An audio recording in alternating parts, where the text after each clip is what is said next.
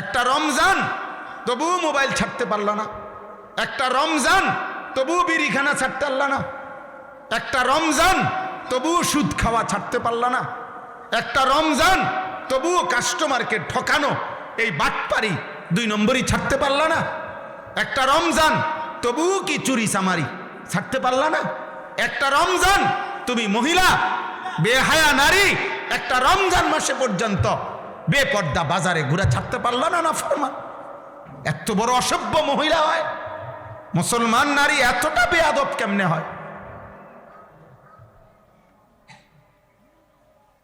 এতটা অসভ্য কেমনে হয় বলে? এজন্য আল্লাহ রসুল বলছে, জিব্রাইল আইসা বলে গেছে, ইয়া রাসূলুল্লাহ লানত, তার উপরে লানত। তো যার উপরে আল্লাহর লানত তারে রমজানে নেকি দিবে কে? যার উপরে নবীর লানত, যার উপরে ফেরেশতাদের লানত, তাকে নেকি দিবে কে বলেন? রাসূলুল্লাহ সাল্লাল্লাহু আলাইহি ওয়াসাল্লাম বলেছেন, মান লাম ইয়াদা কাওলা যুর ওয়াল আমালা বিহি ফালাইসা লিল্লাহি হাজাতুন আন ইয়াদা তাআমাহু ওয়া শারাবাহু। নবীজি বলেন, রমজান মাস যে ব্যক্তি রোজা রেখে মিথ্যা কথা, মিথ্যা আচরণ, গুনার আচরণ ছাড়তে পারে নাই, আল্লাহ রসুল বলছে ওই নাফরমান তোর বেটা খাদ্য এবং পানি থেকে বিরত থাকার কোনোই প্রয়োজন আল্লাহর কাছে নাই, যা তোর রোজা তোর মুখে ছুঁতে পারে, তোর রোজা তোর মুখে ছুঁড়ে মারছে। নবীজি বলছে, যা বেটা, তুই ভাত খাইলেই কি না খাইলেই কি, তুমি পানি পান করলেই কি না করলেই কি। আল্লাহ রসুল সাল্লাল্লাহু আলাইহি সাল্লাম বলছে, আল্লাহ নবী সাল্লাল্লাহু আলাইহি সাল্লাম বলছে, আসসিয়ামু জুন্নাতুন, হে আমার উম্মত, রোজা হচ্ছে ঢাল, গুনাহ থেকে বাঁচার ঢাল স্বরূপ। তলোয়ারের সাথে যেরকম ঢাল থাকে, ফালা ইয়ারফুস ওয়ালা ইয়াসখাব, অতএব রোজা রেখে কেউ একটা অশ্লীল কাজ, গুনার কাজ করো না, কাউকে গালি দিও না, মন্দ বলো না। ওয়া ইনিমরুন কাতালাহু আও শাতামাহু ফালিয়াকুল ইন্নিমরুন সাইম মাররাতাইন। নবীজি বলছে, হে ঈমানদার, রোজা অবস্থায় কেউ যদি তোমাকে গালি দেয়, কেউ যদি তোমাকে ঝগড়া করতে আসে, এমনকি লড়াই করতে আসে, যে কোনো রকমের, তুমি তাকে এক কথা 2 বার বলে দিও যে আমি রোজাদার, আমি রোজাদার ভাই, আমি তোমার সাথে ঝগড়াও করব না, আমি তোমার সাথে লড়াইও করব না, আমি তোমার গালির উত্তরও দেব না, তুমি যা মন চায় তাই বলো, আমি রোজাদার, আমি রোজাদার। কোরআনুল কারীমের মধ্যে আছে, হযরত জাকারিয়া আলাইহিস সালামকে আল্লাহ তাআলা রোজা রাখতে বলছেন, হযরত মরিয়ম আলাইহিস সালামকে আল্লাহ তাআলা রোজা রাখতে বলেছেন। কোন ব্যক্তির আল্লাহর পাকের অনুগত বান্দা হওয়া, নিজে আল্লাহর হুকুমে চলে, এটার প্রমাণ হিসাবে একটা চিহ্ন আল্লাহ তাআলা আদেশ করছেন, আপনি রোজা রাখেন। রোজাদার আল্লাহর প্রিয় বান্দা, রোজাদারের জন্য আল্লাহ তাআলা জান্নাতে আলাদা দরজা রাখছেন, ইউকালু লাহুর রায়্যান ইয়াদখুলুহুস সাইমুন। রোজাদারগণ শুধু ওই জান্নাতে ওই দরজা দিয়ে ঢুকবে। রোজাদার ঢুকা হলে অন্য কোনো বান্দা, অন্য কোনো ব্যক্তি ওই দরজা দিয়ে ঢুকতে পারবে না। রোজাদার, আর রোজা আল্লাহ তাআলার সিফাত, রোজা আল্লাহর সিফাত, অর্থাৎ খানা না খাওয়া, পানি পান না করা, স্ত্রীর সাথে মিলিত না হওয়া, এটা আল্লাহর সিফাত, আল্লাহর বৈশিষ্ট্য। আল্লাহ খায় না, আল্লাহ পান করে না, আল্লাহ স্ত্রী গ্রহণ করে না। তা আল্লাহ তাআলা বলে, বান্দা যখন কিছুক্ষণের জন্য আমার রঙে রঙিন হয়, তো বান্দার এই আমলের বিনিময় আমি আল্লাহ নিজ হাতে দিয়ে থাকি। আস-সাওমু লি ওয়া আনা আজজি বিহি, আমি বিনিময় দিয়ে থাকি। আর কোন হাদিসে আছে, কোন রেওয়ায়েতে আছে ওয়া আনা উজজা বিহি, অর্থ হইল রোজাদারের বিনিময় আমি আল্লাহ নিজেই, আমি তোর যা বান্দা, যা লাগে নিস। কত বড় ফজিলত, কত বড় সুযোগ ছিল, কত বড়।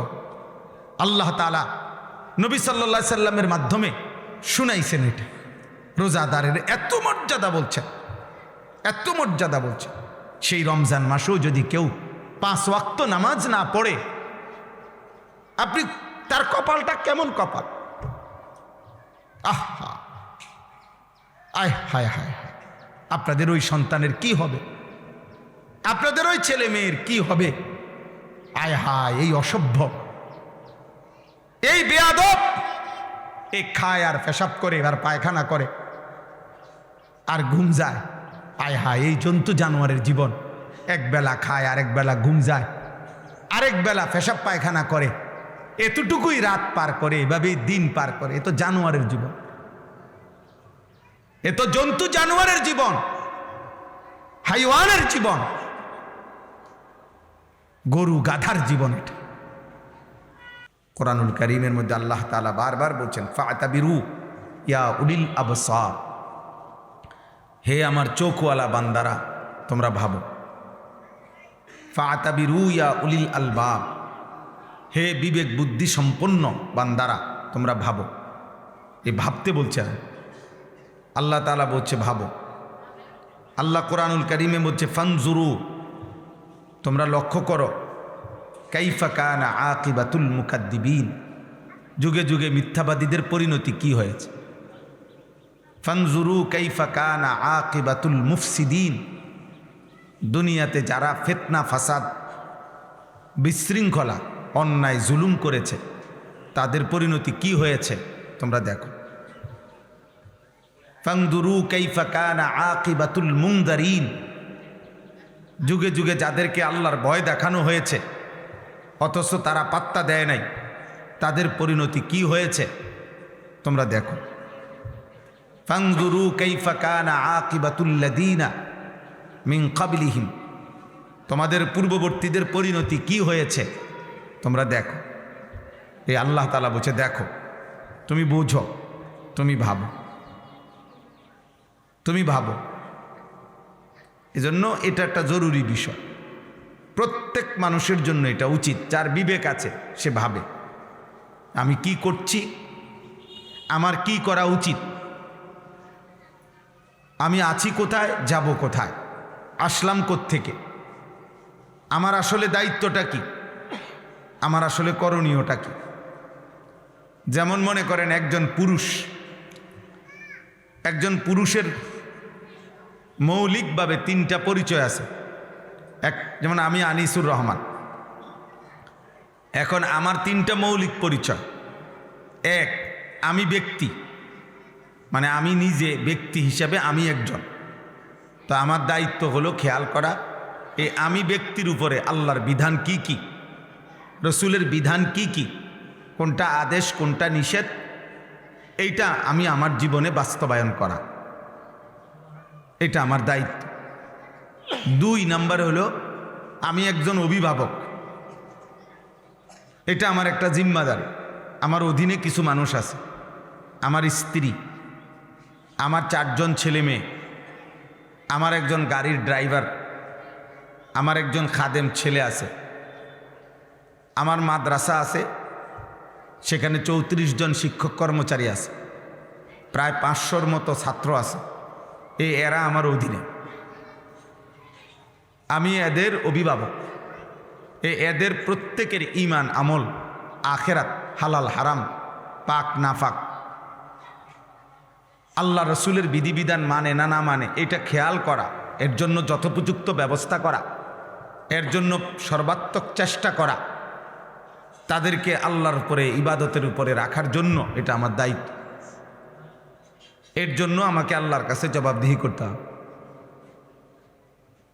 3 নাম্বার হলো আমি একজন উপার্জনকারী, অর্থাৎ পুরুষ মাত্রই উপার্জন করে, কামাই রোজগারি করে, জীবন চলতে গিয়ে উপার্জন করে, চাকরি হোক, ব্যবসা হোক, দেশে থাইকা হোক, বিদেশ থাইকা হোক, কৃষি হোক, ক্ষেত খামার হোক, যেমনি হোক পুরুষ মানুষ রোজগার করে। তাহলে আমি একজন উপার্জনকারী। এক্ষেত্রে আমার দায়িত্ব 2টা জিনিস লক্ষ্য রাখা। এক, যা উপার্জন করছি তা হালাল কিনা, দুই, যা খাচ্ছি বা খাওয়াইতেছি পরিবারকে তা হালাল কিনা, আকলে হালাল কাসবে হালাল, আমার উপার্জনটা হালাল কিনা, খাবারটা হালাল কিনা, এই দুইটা খেয়াল কর। তাইলে এই তিন জিনিস বিবেকবান পুরুষ মুসলমান তার জিম্মাদার। এক, আমি আনিস, আমার উপরে আমার আল্লাহর হুকুম কি, আমার রাসূলের হুকুম কি, আদেশটা কি, নিষেধটা কি, সেটা ঠিকমতো পালন করা। আমার অধীনস্থ যতজন, ওদের ঈমান আমল আখেরাতের ফিকির করা আমার দায়িত্ব। আমি যা রোজগার করি যেভাবেই হোক, তো সেটা এক নাম্বার হালাল কিনা, এবং যা খাই তা হালাল কিনা। এই বিষয়ে যে যত্নবান না, তারা সংসার করে ঠিক, জীবন চলে ঠিক, কিন্তু এলোমেলো।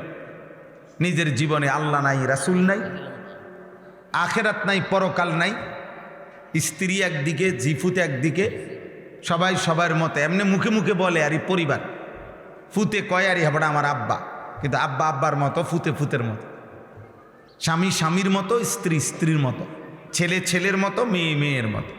প্রত্যেকের পছন্দ আলাদা, প্রত্যেকের চলাফেরা আলাদা, প্রত্যেকের রুচি আলাদা, প্রত্যেকের জীবন চলা আলাদা।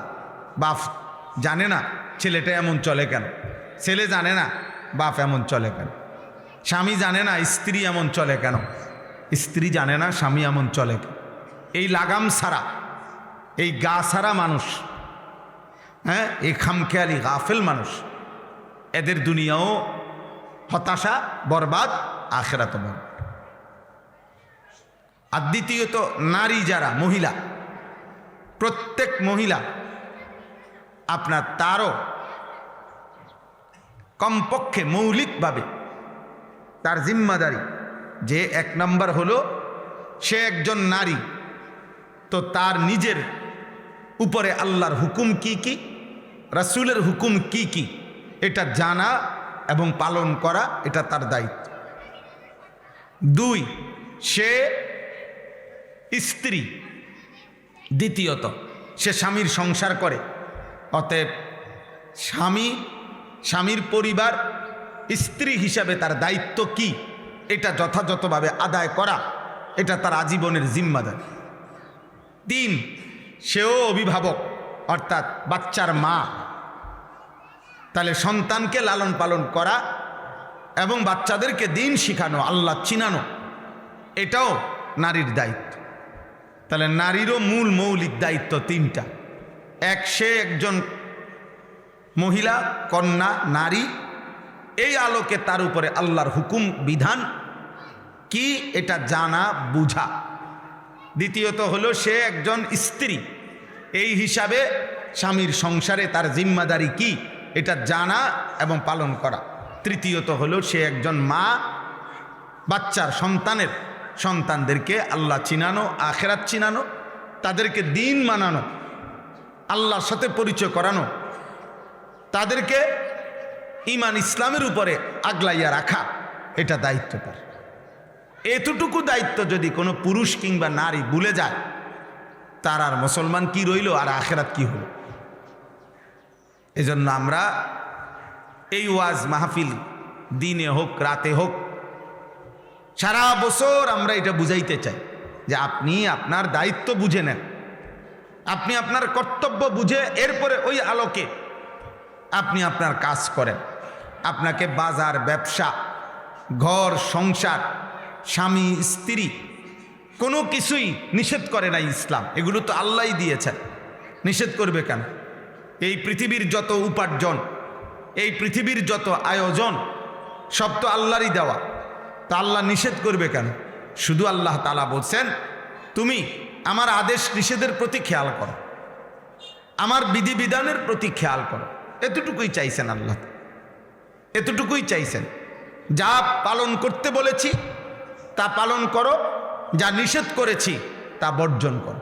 এই আদেশ পালন করা, নিষেধ বর্জন করা, এটাই শরীয়ত, এটাই ইবাদত, এটাই নেক আমল, এটাই আমলে সালেহ, এটাই তাকওয়া।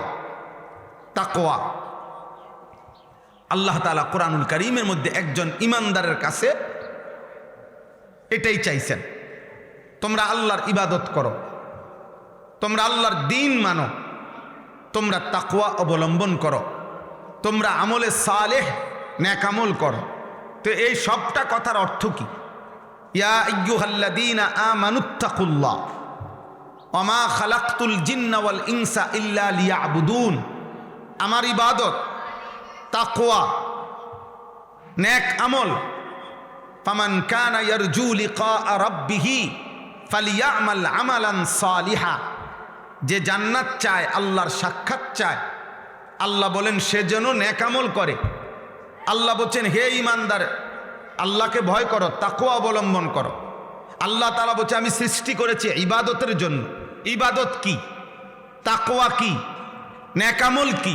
এই দুই কথা, যা আদেশ তা পালন করা, যা নিষেধ তা বর্জন করা।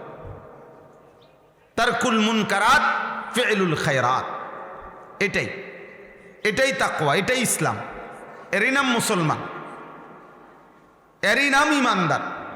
অতএব তাকওয়া যার মধ্যে নাই, ইসলাম যার মধ্যে নাই, গুনাহ থেকে বাঁচার মানসিকতা যার মধ্যে নাই, ও মুসলমান না। আল্লাহর ইবাদত করার মানসিকতা যার মধ্যে নাই, সে কোনো মুসলমান না। এই নাম সর্বস্ব, পরিচয় সর্বস্ব, কোনো কাগজে লেখা আছে এতটুকু, এই জাতীয় মুসলমানের 2 পয়সার কোনো ভ্যালু নাই। বরং মুসলমান মানে তাকেই বলে প্রতিনিয়ত, ঈমানদার তাকেই বলে প্রত্যেক দিন, প্রতিদিন, প্রতি মুহূর্তে, যার মধ্যে এই কথার খেয়াল আছে যে আমার জন্য আদেশ কি, আমার জন্য নিষেধ কি। আদেশটা আমি পালন করব, নিষেধ আমি বর্জন করব। এই মানসিকতা থাকা চাই। কম বেশি হবে, কখনো আদেশ আমার আল্লাহর হুকুম ছুটে যাবে, কখনো আল্লাহর নিষেধ আমার দ্বারা হয়ে যাবে। হ্যাঁ, স্বাভাবিক, গুনাহ হতেই পারে, নেক আমল ছুটতেই পারে, কিন্তু এটা হলো একটা। আরেকটা হলো আমার মানসিকতার মধ্যেই নেক আমল করার কোনো ফিকিরে নাই, হালাল উপার্জনের কোনো চিন্তাইও নাই। এই সুদখোর 30 বছরই সুদখোর, মৃত্যুকেই বাটপার, প্রতিদিনই বাটপার, চোর ডেলি চোর, বেনামাজি একদিনও নামাজ পড়ে না, গালিগালাজ করে, কথায় কথায় অসভ্য। এই অসভ্য প্রত্যেক দিন অসভ্য, বিড়ি সিগারেট খায়। এই বেহুদা মানুষ, ফালতু মানুষ প্রতিদিনই বিড়ি সিগারেট খায়। তো বাজে মানুষ এগুলা, ফালতু লোক, এগুলো বাজে লোক,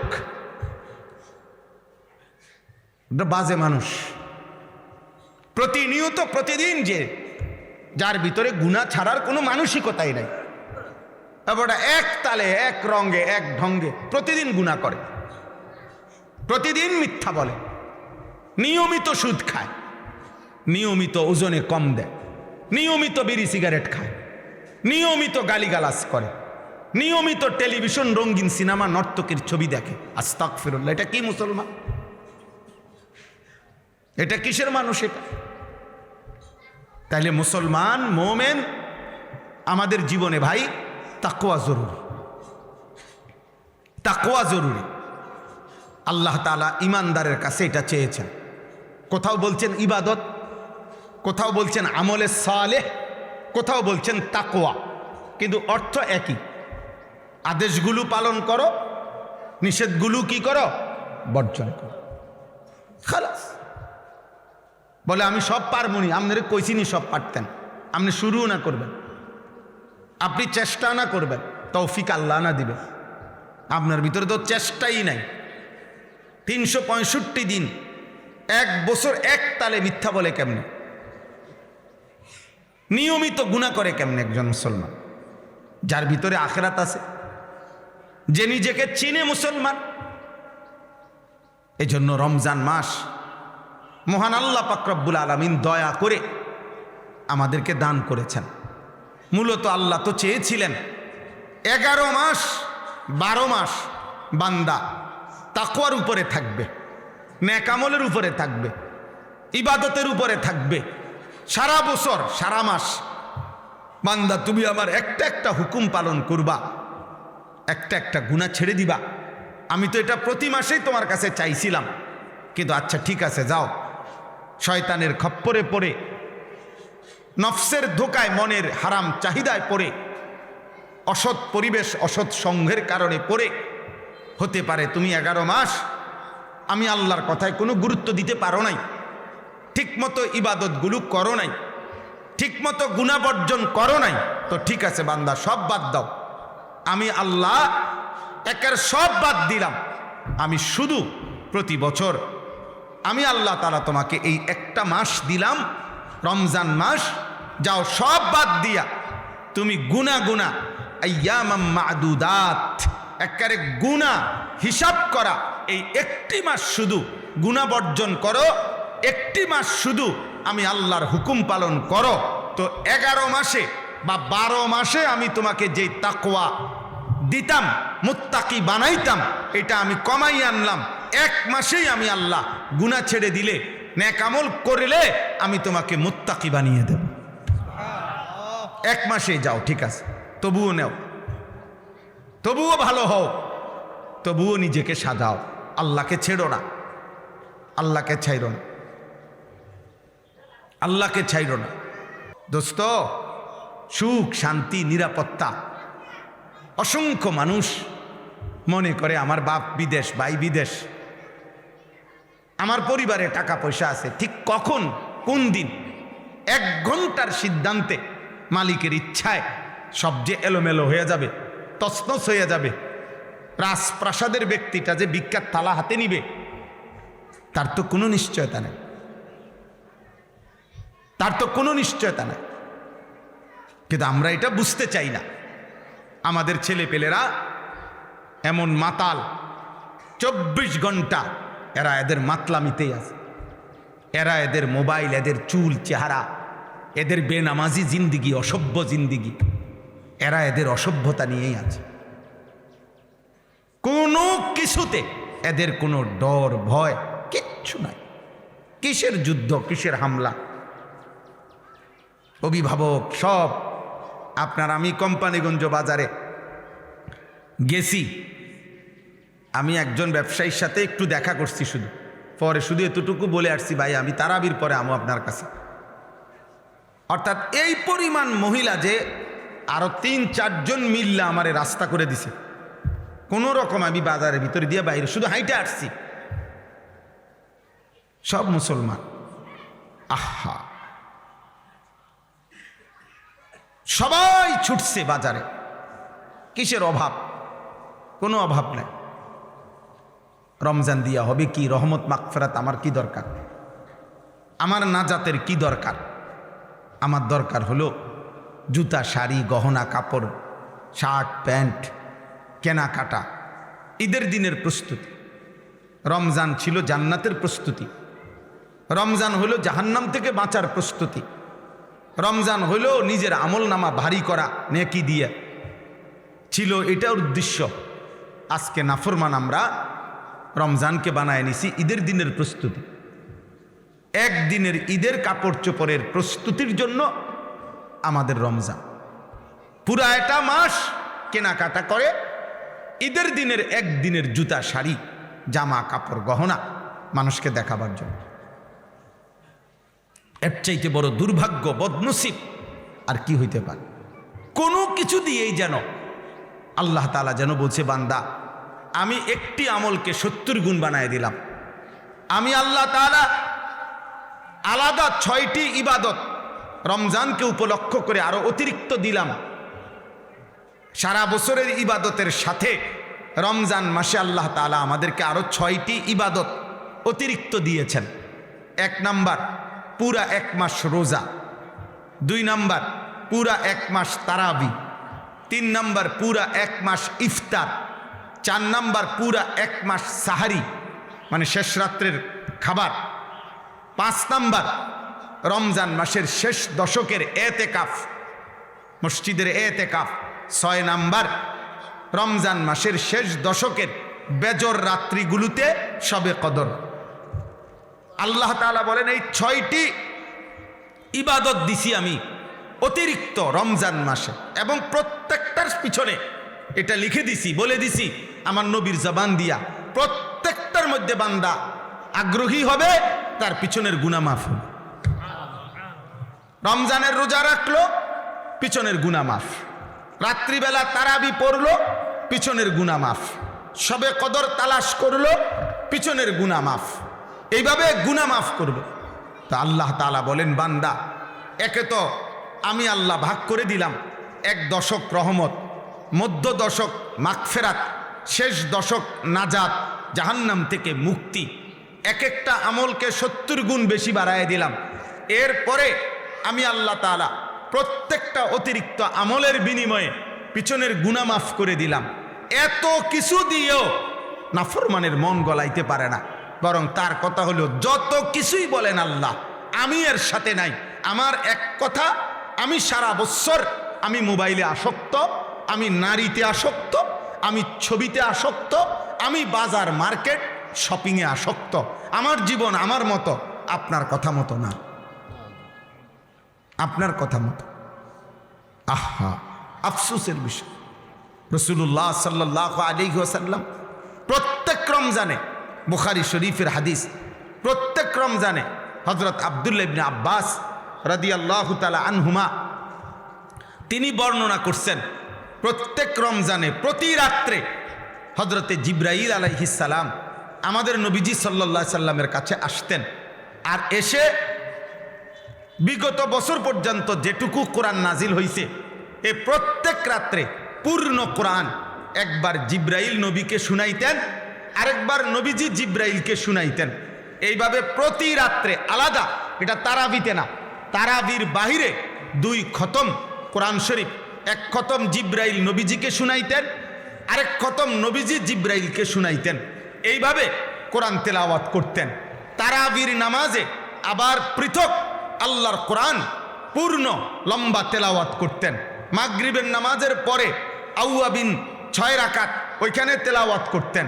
তাহাজ্জুদের নামাজে 8 রাকাত, সেখানে তেলাওয়াত করতেন।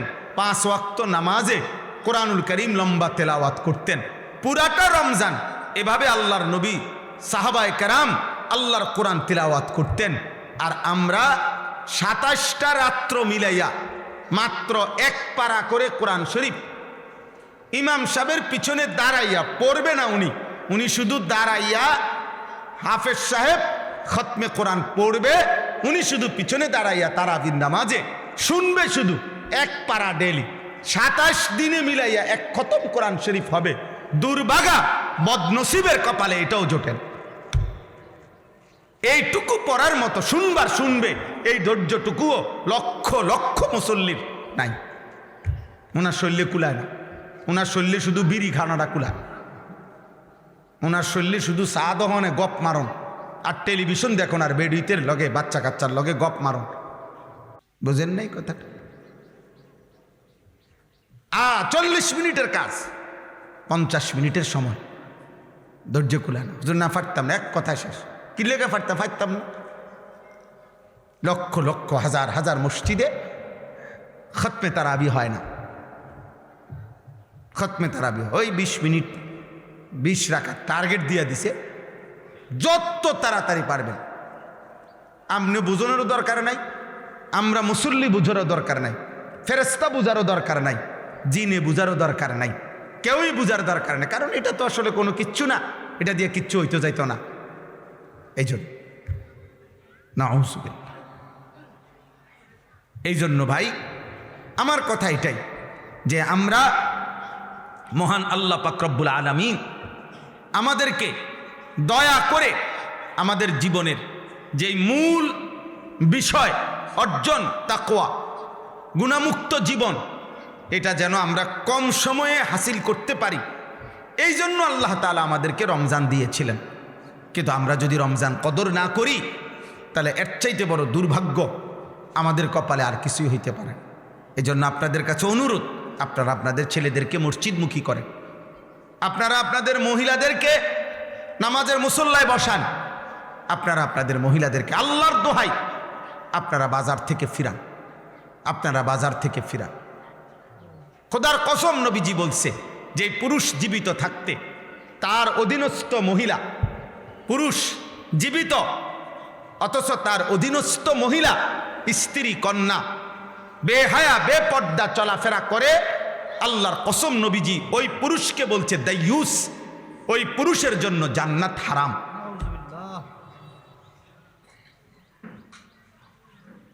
এটা মনে রাখতে হবে বাপ।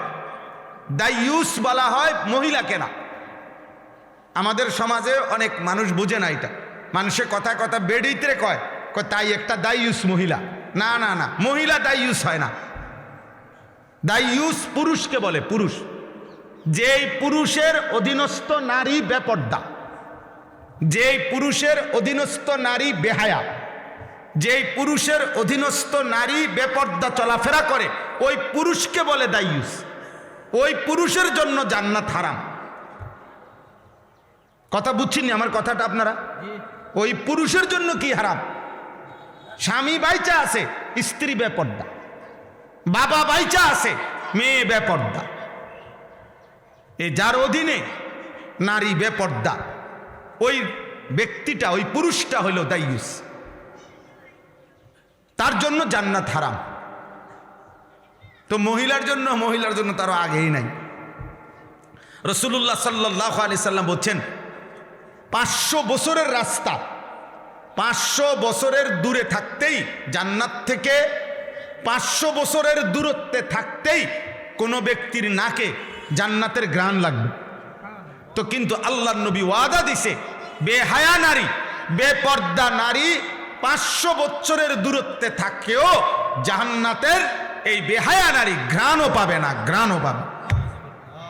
লাম ইয়াজিদনা রিহাল জান্নাহ, জান্নাতের ঘ্রাণও তার নাকে লাগবে না। বেপর্দা নারী, বেহায়া নারী। এই জন্য কার শাড়ি কে দেখে? একজন মহিলা শাড়ি কিনছে, এটা দেখবে কয়জনের? সর্বোচ্চ 10-20 জন মানুষ। পুরা ইউনিয়নের মানুষ কি আর রং চাইতে হয় বুনি আমনের বেডির কাপড়? এক জোড়া জুতা কে দেখে? আর কার জুতা কে দেখে? কার ঠ্যাঙ্গে জুতা নাই? জুতা তো প্রত্যেকের পরনেই আছে। তাহলে বুঝি পুরা গ্রাম চুক্তি মানুষ আইবা আমনের জুতা এক জোড়া চাইতে। এটা নইলে 10-20 জন মানুষ দেখবে। এটুকুর জন্য আস্তাগফিরুল্লাহ, এত বড় রমজান, এত বড় রহমত মাগফিরাত নাজাতের মাস, এভাবে জবাই করে দেওয়া, এভাবে বিসর্জন দেওয়া, এভাবে কোরবান করে দেওয়া, এটা উচিত না। এটা উচিত না, কোনোভাবেই উচিত না, কোনোভাবে উচিত। এজন্য স্ত্রীকে ফিরান, হাতে ধরে ফিরান, জোর করে ফিরান, যদি আপনি নিজে জাহান্নাম থেকে বাঁচতে চান। আর যদি মস্কারি করেন, হাসি দিয়ে উড়াইয়া দিলেন, অথবা বললেন হুজুর বলেন তো, বুঝি তো, পারি তো না, এই সমস্ত মস্কারি করলে ঠিক আছে আব্বা, দুনিয়া তো চলবে, কিন্তু আখেরাত চলবে না, আখেরাত চলবে না। রমজান আল্লাহ তাআলা যে জিনিসের নিয়ামত যেমন বেশি, গাফলতির শাস্তিও বেশি। যেমন মক্কা শরীফ, আল্লাহর ঘর কাবা, হারামের সীমানা যেটা, হুদুদে হারাম, আল্লাহর ঘরের যে সীমানা, মসজিদে হারামের যে সীমানা, ওখানে নেকি যেমন অনেক, ওইখানের অপরাধ পাপের শাস্তিও অনেক, শাস্তিও অনেক। ঠিক রমজান মাসের নেকি যেমন অনেক, ওই সময় আল্লাহর গোস্বাও অনেক। এই জন্য হাদিসের মধ্যে আছে, আল্লাহ নবী সাল্লাল্লাহু আলাইহি সাল্লাম বলছেন, আপনারা বহু শুনছেন ওয়াজে এটা, যে রমজানের শেষ দিন হযরত জিবরাইল আলাইহিস সালাম নবীজির কাছে এসে, নবীজি তখন মিম্বরের মধ্যে উঠতেছিলেন, এই মিম্বরের মধ্যে উঠা অবস্থায় আল্লাহ নবী সাল্লাল্লাহু আলাইহি সাল্লামের কাছে জিবরাইল আসছে, আর আয়েশা শুনাইছে, ইয়া রাসূলুল্লাহ, যে ব্যক্তি রমজান পেল, মান আদরাকা রমাদান, যে ব্যক্তি রমজান পর্যন্ত হায়াত পাইছিল কিন্তু এত বড় রমজানে নিজের গুনাহ মাফ করাইতে পারে নাই, আল্লাহর সন্তুষ্টি অর্জন করতে পারে নাই, আল্লাহর নবী সাল্লাল্লাহু আলাইহি সাল্লামের কাছে জিবরাইল বলছে, ইয়া রাসূলুল্লাহ, ওই নাফরমানের উপরে আল্লাহর লানত, আমরা ফেরেশতাদের লানত। নবীজি বলছে আমিন, মানে আমি মুহাম্মদেরও লানত। যা তোর উপরে আল্লাহর লানত পড়ুক, তোর উপরে ফেরেশতার লানত পড়ুক, তোর উপরে আমি নবী মুহাম্মদের লানত পড়ুক, লানত তোর উপর। তুই একটা রমজান তবুও টেলিভিশন ছাড়তে পারল না। একটা রমজান তবুও মোবাইল ছাড়তে পারল না। একটা রমজান তবুও বিড়িখানা ছাড়তে পারল না। একটা রমজান তবুও সুদ খাওয়া ছাড়তে পারল না। একটা রমজান তবুও কাস্টমারকে ঠকানো, এই বাটপারি 2 নম্বরই ছাড়তে পারল না। একটা রমজান তবুও কি চুরি চামারি ছাড়তে পারল না। একটা রমজান তুমি মহিলা বেহায়া নারী একটা রমজান মাসে পর্যন্ত বেপর্দা বাজারে ঘুরে ছাড়তে পারল না। না ফরমান, এত বড় অসভ্য মহিলা হয়? মুসলমান নারী এতটা বেয়াদব কেমনে হয়? এতটা অসভ্য কেমনে হয় বলে? এজন্য আল্লাহ রসুল বলছে, জিব্রাইল আইসা বলে গেছে, ইয়া রাসূলুল্লাহ, লানত, তার উপরে লানত। তো যার উপরে আল্লাহর লানত তারে রমজানে নেকি দিবে কে? যার উপরে নবীর লানত, যার উপরে ফেরেশতাদের লানত, তাকে নেকি দিবে কে? বলেন। রাসূলুল্লাহ সাল্লাল্লাহু আলাইহি ওয়াসাল্লাম বলেছেন, মান লাম ইয়াদা কাওলা যুর ওয়াল আমালা বিহি ফালাইসা লিল্লাহি হাজাতুন আন ইয়াদা তাআমাহু ওয়া শারাবাহু। নবীজি বলেন, রমজান মাস যে ব্যক্তি রোজা রেখে মিথ্যা কথা, মিথ্যা আচরণ, গুনার আচরণ ছাড়তে পারে নাই, আল্লাহ রসুল বলছে ওই নাফরমান তোর বেটা খাদ্য এবং পানি থেকে বিরত থাকার কোনোই প্রয়োজন আল্লাহর কাছে নাই। যা, তোর রোজা তোর মুখে ছুঁতে পারে, তোর রোজা তোর মুখে ছুঁড়ে মারছে। নবীজি বলছে, যা বেটা, তুই ভাত খাইলেই কি না খাইলেই কি, তুমি পানি পান করিলেই কি না করলেই কি। আল্লাহ রসুল সাল্লাল্লাহু আলাইহি সাল্লাম বলছে, আল্লাহ নবী সাল্লাল্লাহু আলাইহি সাল্লাম বলছে, আসসিয়ামু জুন্নাতুন, হে আমার উম্মত, রোজা হচ্ছে ঢাল, গুনাহ থেকে বাঁচার ঢাল স্বরূপ। তলোয়ারের সাথে যেরকম ঢাল থাকে, ফালা ইয়ারফুস ওয়ালা ইয়াসখাব, অতএব রোজা রেখে কেউ একটা অশ্লীল কাজ, গুনার কাজ করো না, কাউকে গালি দিও না, মন্দ বলো না। ওয়া ইনিমরুন কাতালাহু আও শাতামাহু ফালিয়াকুল ইন্নী ইমরুন সাইম মাররাতাইন। নবীজি বলছে, হে ঈমানদার, রোজা অবস্থায় কেউ যদি তোমাকে গালি দেয়, কেউ যদি তোমাকে ঝগড়া করতে আসে, এমনকি লড়াই করতে আসে, যেই কোনো রকমের, তুমি তাকে এক কথা 2 বার বলে দিও যে আমি রোজাদার, আমি রোজাদার ভাই, আমি তোমার সাথে ঝগড়াও করব না, আমি তোমার সাথে লড়াইও করব না, আমি তোমার গালির উত্তরও দেব না, তুমি যা মন চায় তাই বলো, আমি রোজাদার, আমি রোজাদার। কোরআনুল কারীমের মধ্যে আছে, হযরত জাকারিয়া আলাইহিস সালামকে আল্লাহ তাআলা রোজা রাখতে বলছেন, হযরত মরিয়ম আলাইহিস সালামকে আল্লাহ তাআলা রোজা রাখতে বলেছেন। কোনো ব্যক্তির আল্লাহর পাকের অনুগত বান্দা হওয়া, নিজে আল্লাহর হুকুমে চলে, এটার প্রমাণ হিসাবে একটা চিহ্ন আল্লাহ তাআলা আদেশ করছেন, আপনি রোজা রাখেন। রোজাদার আল্লাহর প্রিয় বান্দা। রোজাদারের জন্য আল্লাহ তাআলা জান্নাতে আলাদা দরজা রাখছেন, ইউকালু লাহুর রায়্যান ইয়াদখুলুহুস সাইমুন। রোজাদারগণ শুধু ওই জান্নাতে ওই দরজা দিয়ে ঢুকবে। রোজাদার ঢুকা হলে অন্য কোনো বান্দা, অন্য কোনো ব্যক্তি ওই দরজা দিয়ে ঢুকতে পারবে না। রোজাদার। আর রোজা আল্লাহ তাআলার সিফাত, রোজা আল্লাহর সিফাত, অর্থাৎ খানা না খাওয়া, পানি পান না করা, স্ত্রীর সাথে মিলিত না হওয়া, এটা আল্লাহর সিফাত, আল্লাহর বৈশিষ্ট্য। আল্লাহ খায় না, আল্লাহ পান করে না, আল্লাহ স্ত্রী গ্রহণ করে না।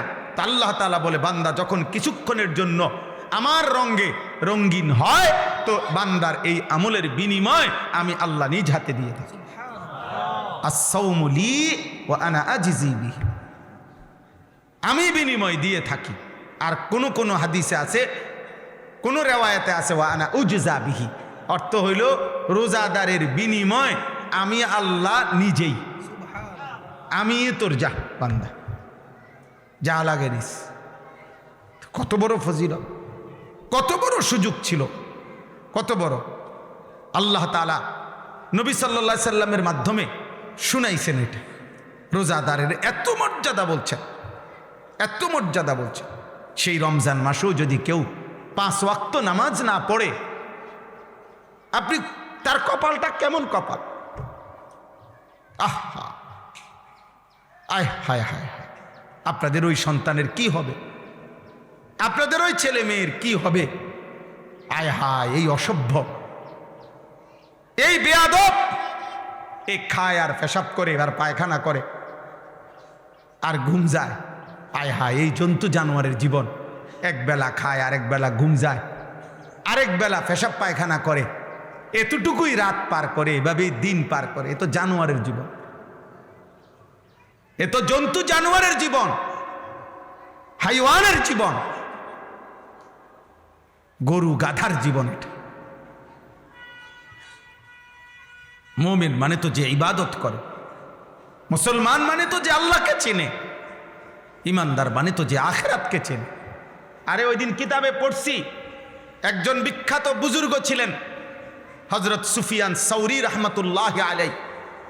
আশ্চর্য, উনি একদিন ভালো খানা খাইছে, রাত্রেবেলা খানাটা একটু বেশি খাইছে, স্বাদ লাগছে, তো খাইয়াই আবার খানা খাইয়া বলতেছে, হায় শোনো, যেই গাধাকে বেশি খাওয়ায় মালিক তার থেকে কাজও বেশি নেয়। তো আমি গাধারে যেহেতু আমার মালিক আজকে বেশি খাওয়াইছে, যা আজকে রাত্র আর ঘুমাইতাম না, ফজর পর্যন্ত তো সারা রাত্র নফল ইবাদতের মধ্যেই ছিল, কেন বেশি খাইলাম? এবং উদাহরণ দিছে নিজেকে যে গাধাকে তার মালিক ভালো খাওয়াইলে কামও বেশি নেয়। আমার মালিক যেহেতু আজকে আমারে ভালো খাওয়াইছে, বেশি খাওয়াইছে, যা আমি আজকে আমার মালিকের গোলামি বেশিই করব। এমন ছিল বুজুর্গানীতি, এমন ছিলেন ইমামে আজম আবু হানিফা রাহমাতুল্লাহ আলাইহি। 61 খতম কোরআনুল করিম রমজান মাসে পড়তে, প্রতিদিন 2 খতম আলাদা, আর তারাবিতে মুঠ 1 খতম। ইমাম মালিক রাহমাতুল্লাহ আলাইহি রমজান মাস আসলে পৃথিবীর সব কাজ বন্ধ করে দিতেন। রমজান মাস আসলে শুধু কোরআনুল করিম, জিকির, তেলাওয়াত, ইবাদতে লেগে থাকতেন। রমজান মানে মুমিনের জন্য। মনে রাখবেন, যার মৃত্যু হবে, যার কবর আছে, যার আখিরাত আছে, যার ফুলসেরাত আছে, যার আমল নামা আছে, যার ভিতরে আছে যে আমাকে আল্লাহর সামনে হিসাব দিতে হবে, তার জন্য রমজান ভিন্ন কিছু, আলাদা কিছু, অনেক কিছু। আর যেই নাফরমান শুধু খায়, ঘুম যায় আর পেশাব করে আর দুনিয়া ভোগ করে, তার জন্য রমজান কিছুই না। মুমিনের রমজান আলাদা। এই জন্য আল্লাহ নবী সাল্লাল্লাহু আলাইহি সাল্লাম 2 মাস রমজানের আগে রমজানের জন্য দোয়া করতেন। এ কি খামখেয়ালি কথা? এত আশা করতেন কেন? এত আশা করতেন, এই জন্য আমি লম্বা করতে চাই না। আমার কথা এটাই, আপনাদের প্রত্যেকের কাছে, ছেলেরা, বাবা তোমাদের কাছে, আব্বা তোমরা এমন সুন্দর জীবন নষ্ট করো না। সারা পৃথিবী উত্তপ্ত, বারবার কিন্তু ধাক্কা লাগে। মনে রাখো ভাই, সুখের জীবন কমে আসতেছে, ফুর্তির জীবন কমে আসতেছে। ফুরছে কালকে খবরে দেখলাম, দুবাই থেকে প্রাইভেট জেট, মানে প্রাইভেট বিমান দিয়া কেউ ইউরোপ যাইতে হইলে শুধু বিমান ভাড়া প্রায় 1 কোটি টাকার উপর, 1 কোটি টাকার কাছাকাছি।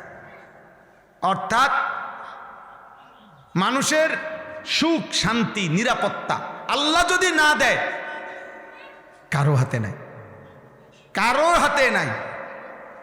দুবাই নাকি কুয়েত, আমিরাত নাকি সৌদি, আরে না রে ভাইয়া, মাত্র কয়টা বুম হালাইছে নির্দিষ্ট মার্কিন সামরিক ঘাঁটিতে ইরান থেকে, এর দূরেই সবার পায়জামা গরম,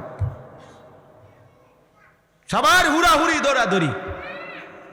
অতএব সুখ কমে আসতেছে। এই দেখবেন সারা পৃথিবী অস্ত্রের ঝনঝনানি। প্রত্যেকটা রাষ্ট্রই তাদের নিজ নিজ অস্ত্র শান দিতেছে, নতুন করে ধুইয়া মুচ্ছা সাফাই পরিষ্কার করতেছে। অর্থাৎ সারা বিশ্বব্যাপী আবারও এই খুনাখুনি, এই মারামারি, এই হানাহানি, এই যুদ্ধ লাগবেই লাগবেই। এটাই পৃথিবীর পরিবর্তন আসবে। 1924 খ্রিস্টাব্দে মুসলিম খেলাফত, ওসমানী খেলাফত সর্বশেষ পতন হয়েছিল।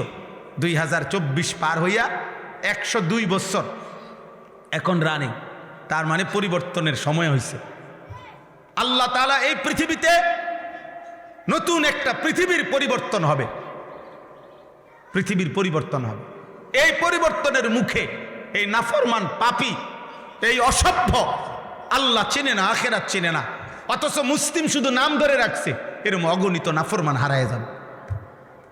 দেখেন হারায় যাবে। আর ঈমানবিহীন, আল্লাহবিহীন, আখিরাতবিহীন যদি মৃত্যু হয় তো চিরস্থায়ী জাহান্নাম ছাড়া আর কিছুই জুটবে না। এই জন্য আল্লাহর দিকে ফেরো। রমজানকে সামনে রেখে আমার কথা এটাই, বাকিটুকু রমজান আবারও ঘুরে দাঁড়াও। যাদের যেটুকু নামাজ ছুটে গেছে, নামাজ পড়ো আব্বা, 5 ওয়াক্ত নামাজ পড়ো। নামাজ ছাড়া মুসলমান হয় না, নামাজ ছাড়া মুসলমান পরিচয় টিকে না। নামাজ পড়ো, রোজা রাখো, আল্লাহর ঘরে বারবার আসো, আল্লাহর কালাম পড়ো, আল্লাহর দিকে ফেরো। আমরা মুসলমানের জন্য পৃথিবীর কারো কাছে, কোন সংস্থা, কারো কাছে খোদার কসম আমাদের কোনো নিরাপত্তা নাই।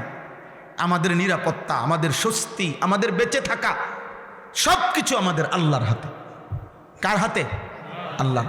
আর সেই আল্লাহরে বৃদ্ধাঙ্গুলি দেখাইলে, সেই আল্লাহর থেকে মুখ ফিরায় নিলে, সেই আল্লাহকে সেজদা না দিলে আমাদের শান্তি আসবে কোত্থেকে? আমাদের সুখ আসবে কোত্থেকে?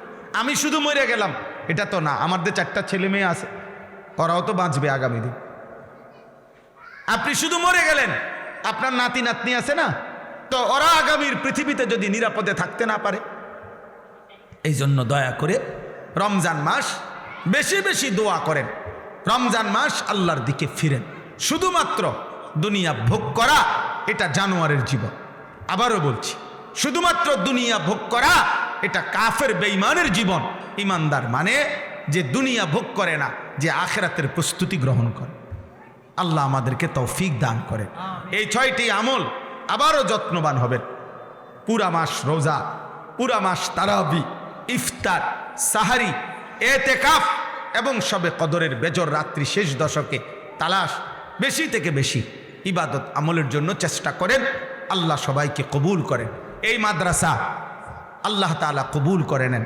এই বছর শীত সিজনের মাহফিলে আমি ডেট দিতে পারি নাই, শুধু এই কারণে আসছি, মূলত আজকে আপনাদেরকে সাথে নিয়ে দোয়া করা।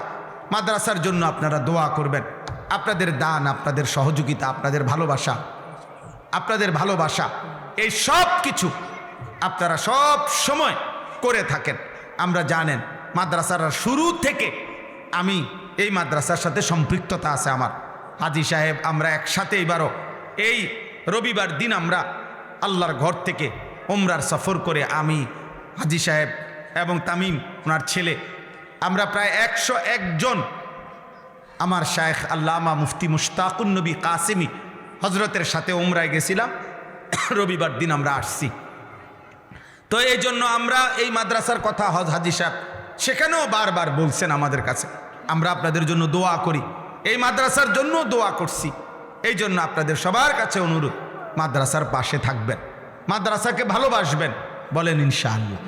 মাদ্রাসা উম্মতের পাওয়ার হাউস, মাদ্রাসা উম্মতের বিদ্যুতের স্টেশন, যেখান থেকে দিন সরবরাহ হয়। আমরা আজকে 2-4টা কথা আপনাদের সামনে বলতে আল্লাহ তৌফিক দিছে, তা আমরা কোনো না কোনো মাদ্রাসার ছাত্র। কি বলে? আমরা কোনো মাদ্রাসায় পড়ছি না। তো আমার শায়েখ আল্লামা মুফতি মুশতাকুন নবী সাহেব বলে যে 12 বছর আমি মাদ্রাসায় পড়লাম, তো 12 বছরে যতগুলো মাদ্রাসায় পড়ছি, প্রত্যেক মাদ্রাসায় যত মানুষ দান করেছে, টাকা পয়সা দিছে, সহযোগিতা করেছে, সমস্ত মানুষ, খোদার কসম আমার এই বলার দ্বারা, আমার এই আপনাদেরকে কিছু শোনানোর দ্বারা যদি কিছু নেকি হয়, তাহলে যত মানুষ আমার পড়ালেখার জীবনে আমার সেই মাদ্রাসাগুলোতেও দান করেছিল, তারা প্রত্যেকেই আমার এই নেকির থেকে তারাও নেকি পাবে। কোনো সন্দেহ নেই। এই জন্য যত ছেলে হাফেজে কোরআন হয়, যত ছেলে আল্লাহর কোরআন পড়ে, আপনারাও তাদের নেকি পাবেন, আপনারাও তাদের। এই জন্য মাদ্রাসায় দান করতে, যে অমুকের মাদ্রাসা না অমুকের মাদ্রাসা না, মাদ্রাসা আপনাদের সবার, মাদ্রাসা কি আপনাদের সব। এটা হাজী সাহেবের পৈতৃক সম্পত্তি না যে মাদ্রাসা এটা ওনার মৃত্যুর পরে ওনার ফুতেরা ভাগ করে করে 2 রুম নিবগা, অথবা ওনারা ছাত্র 30 জন, এক একজন ফুতে 10 জন করে ছাত্র ভাগ করে নিব। এটা কি পৈতৃক সম্পত্তি? এমন কিছুই না, আল্লাহর জন্যই দিছে, আল্লাহর জন্যই করছে।